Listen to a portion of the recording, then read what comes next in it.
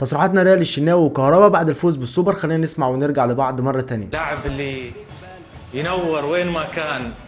اليوم دخلت قلبت الماتش. بسم الله الرحمن الرحيم. انا مبسوط ان انا مع حضراتكم النهارده، ومبسوط ان انا في دوله الامارات. وكنت متفائل والله ان احنا قبل الماتش ان احنا هناخد السوبر يعني، وفرحان جدا ان الجمهور ده كله حضر الماتش. والحمد لله ان ربنا عوضني، وعلى الفتره اللي فاتت دي اللي انا تعبت، وعوض الفرقه كلها، اللعيبه كلها النهارده كانت رجاله. والحمد لله يعني قدرت اساهم في ضربه الجزاء يعني، والحمد لله ربنا كرمنا بيها الحمد لله. ترجع بعد فترة توقف طويلة وتكون بهذا الشكل، بهذا الرتم، بهذه الفورمة. كيف قدرت تنجح في هالشيء؟ والله يمكن الحمد لله يعني ده فضل من عند ربنا. وانا الفتره اللي فاتت كافحت وسعيت جامد جدا ان انا ارجع اقوى من الاول في فتره الوقف. وبشكر الجهاز الفني واللعيبه كلها على المسانده خلال السبع شهور اللي انا توقفتهم، كانوا مسانديني جامد جدا بصراحه. بشكر والدي ووالدتي واختي واخويا على اهتمامهم بيا خلال السبع شهور دول، لان كنت انا يعني في حاله كانت صعبه شويه، والحمد لله ربنا عوضني خير. انا الحمد لله يعني تعبت. ما كان عندك هذا التخوف؟ أنا موقف فترة طويلة، حساسية المباريات، بعيد عن البطولات، بعيد عن المشاركة. ما كان عندك تخوف أنه ما ترجع مثل ما أنت تريد، مثل ما الأهلي يريد، مثل ما هالجمهور الكبير كله ينتظر؟ لا ما كانش عندي تخوف خالص. كان عندي ثقة بنفسي الحمد لله، وكنت جعان جدا، كنت جعان كورة وجعان اموت نفسي. وكنت موت نفسي في التمرين عشان ارجع اقوى من الاول، عشان خاطر كل جمهور النادي الاهلي على يعني دعموني وساندوني الفترة اللي فاتت، فكانوا يستاهلوا ان انا اموت نفسي وما اخذلهمش ابدا. الشناوي، السيف اللي عملته في نص الشوط الثاني، كرة الكرتي، صراحة شابوه، غير اللي عملته بعدين في الشوط الإضافي. طبعا ده توفيق من عند ربنا. هو الواحد بيشتغل واهم حاجه عنده اللي هو الشغل في الملعب بس، ما يركزش في حاجه تاني، ان هو يركز بس يساعد الفرقه. واحنا ماشيين على الاساس ده، الفرقه كلها بنفكر بس كتيم، ما نفكرش حد يفكر فردي. زي ما كهربا قال، احنا كلنا بنبقى في ظهر بعض دايما، احنا لازم نكون في ظهر بعض.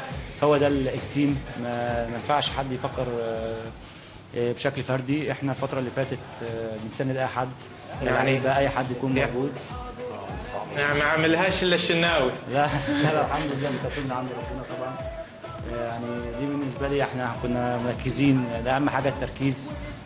بالنسبه لنا احنا بنلعب في بطوله، واحنا عارفين يعني قيمه البطوله بتاعت النهارده. بس الحمد لله يعني توفيق توفيق ربنا. توفيق ربنا الحمد لله. وبشكر اهم حاجه اللعيبه، ودايما زي ما قلت لك احنا تيم واحد. النهارده انا موفق، بكره فرقتي موفقه، احنا بنشيل بعض. ده اهم حاجه عندنا، وده السيستم اللي احنا ماشيين عليه دايما. انا قلت له والله العظيم احنا بنستلم ميداليات. قلت له والله العظيم انت ازاي شلتني وانا اعديك اتنططت يعني. بنقول الاهلي كسب، بنخسر بنقول الاهلي خسر. اي لا، بس هذه كانت فارقه في المباراه، كانت فرصه فرصتكم قبلها ب10 دقائق، بعدها كهربا جاب لنا بيلدي برضه. مين اللي لعب لكهربا؟ لا احنا كلنا فرقه، اهم حاجه نكسب فرقه نخسر فرقه، ده اهم حاجه. الفتره اللي فاتت دي احنا ماشيين بالشكل ده كويس. كنا قبل المباراه نقول بعد مباراه صن داونز هناك كان في اهلي، ومن بعدها شفنا اهلي ثاني. كيف قدرتوا تسترجعون حضوركم بهذا الشكل القوي، بهذه الفاعليه، بهذه الصلابه؟ شو العنصر الاول في العوده القويه هذه كهرباء؟ بص يمكن بعد ماتش سان داونز هناك يمكن اللعيبه كلها يعني احنا زي ما الشناوي قال، احنا لما بنخسر الفريق كله بيخسر. فلما خسرنا لازم ارفع المايك يا كهرباء شوي. ماشي خليه تمام خلاص. احنا لما بنخسر الفريق كله خسر. فاحنا يعني يمكن الشناوي جمعنا كلنا بعد الماتش، وقعدنا نتكلم مع بعض. في الاول والاخر احنا مالناش غير بعض، فلازم نموت نفسنا في الملعب عشان نقدر ان احنا نفرح الجمهور الفتره اللي جايه. والحمد لله ربنا كرمنا، وقدرنا خلال بعد ماتش سان داونز ماشيين يعني بطريقه كويسه جدا، ونفرح الجمهور كله يعني الحمد لله. قلت لهم ايه بعد الماتش؟ بصراحه كان ماتش صعب وتعبنا يعني. الفرقتين بصراحه قدموا ماتش كويس جدا، وفي الاخر ربنا يعني كرمنا وبيراميدز النهارده عملت ماتش كويس جدا، ومبسوطين ان احنا النهارده لعبناهم وكسبناهم. بس الملعب رايك فيه ايه النهارده؟ لا الملعب عالمي، طول ما جمهور الاهلي حاضر الدنيا بتبقى شفت ازاي؟ احمر مولع. احمر. حبيبي ربنا يحفظك. لما نتكلم عن الاهلي نتكلم عن فريق ما يشبع بطولات، فريق ياخذ بطوله ويرجع مره ثانيه يحارب على الثانيه ويروح للثالثه والرابعه.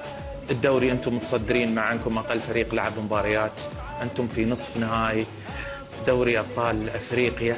شو اللي يخلي هالشيء مستمر؟ كيف تحافظون على هذه الاستمراريه، على هذه الرغبه اللي ما تتاثر كم ما فزتوا بطولات تبقى موجوده؟ لا، احنا على طول مضغوطين، على طول في ضغط علينا، ضغط كجمهور وكاعلام، في كل حته في ضغط. يعني النهارده كان الكابتن خالد بيتكلم امبارح، الضغط كان على مين؟ انت متابع معاه امبارح؟ اكيد.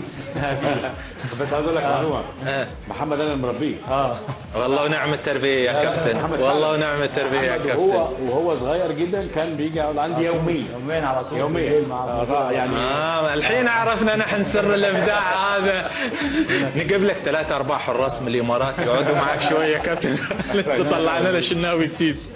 بس الضغط كان على مين؟ الضغط على النادي الاهلي بجمهوره، باعلامه، بكل حاجه. الضغط بيبقى على اللعيبه، مطلوب على طول ببطولات، مطلوب على طول بالشكل، تطلع بشكل كويس، ما ينفعش تخسر بطوله، ما ينفعش الكلام ده كله. عشان كده يبقى الضغط علينا، واللعيبه احنا على طول بنتكلم معاهم بالشكل ده كلاعيبه كبار وكلاعيبه قديمه في الفرقه. حتى لو لعيب صغير ولسه طالع من تحت، هو عنده نفس السيستم وعنده نفس الثقافه، ده اللي احنا ماشيين عليه. وان شاء الله ربنا يكرمنا في اللي جاي، ده اهم حاجه. ولازم بيبقى بينا على طول احترام، كبير صغير، ده لازم. والفتره اللي فاتت دي احنا ماشيين بالشكل ده على طول، دايما كبير وصغير، مفيش لعيب كبير مفيش لعيب صغير، احنا كلنا واحد. من دون ما نتكلم عن المستر كولر، كيف تصف تجربتكم مع هذا المدرب، خاصه ان انت بادوار جديده بتوظيف جديد، والاهلي ما زال يقدم قديمه على صعيد النتائج وعلى صعيد الانجازات؟ كنا بشكر مستر كولر طبعا على ثقته فيا من اول لما رجعت. يعني لو حد كان غيره ما كانش بداني من اول لما رجعت، وبشكره جدا. وان هو ساعدني في فتره التوقف ان انا ارجع اقوى من الاول. وهو عامل حاله بين اللعيبه كويسه جدا، خلى اللعيبه كلها تقرب من بعض، اللي بيلعب ما بيلعبش بيحب بعض. ودي اهم حاجه في المدير الفني، ان هو يخلي اللعيبه كلها تحبه. طول ما اللعيبه كلها تحب المدير الفني هينزلوا الملعب هيموتوا بعضهم عشان يعني النادي يكسب. فانا بشكره جدا، وهو عامل حاله بين اللعيبه وانا يعني يمكن يعني انا مش عارف اقول له ايه، لان هو يعني عمل لي يعني ساعدني وخلاني احسن من الاول يعني. بس كهرباء بالهدوء هذا مش متعودين، مش متعودين. انا قاعد بس مع الكباتن، بس انزل الاوضه جوه الدنيا تتكهرب. لا هحترم دلوقتي. نحن نبارك لكم مره ثانيه. زي ما حضراتكم سمعتوا كلها، دي كانت تصريحات محمود عبد المنعم كهربا نجم النادي الاهلي، ومحمد الشناوي ايضا نجم حراسه المرمى، ونجم طبعا اللقاء النهارده بتاع بيراميدز. تصديات اكثر من رائعه. كهربا طبعا بعد نزوله تسبب في ركله الجزاء اللي احرزها طبعا علي معلول، وكسب النادي الاهلي طبعا بيراميدز في السوبر. والفوز الثاني على التوالي لمارسيل كولر على باتشيكو، اللي عمل طبعا لقاء جيد قدام النادي الاهلي، ولكن النادي الاهلي قدر بكفاءه نجومه طبعا والخامه بتاعه لعيبته، قدر ان هو يفوز على نادي بيراميدز ويحقق البطوله.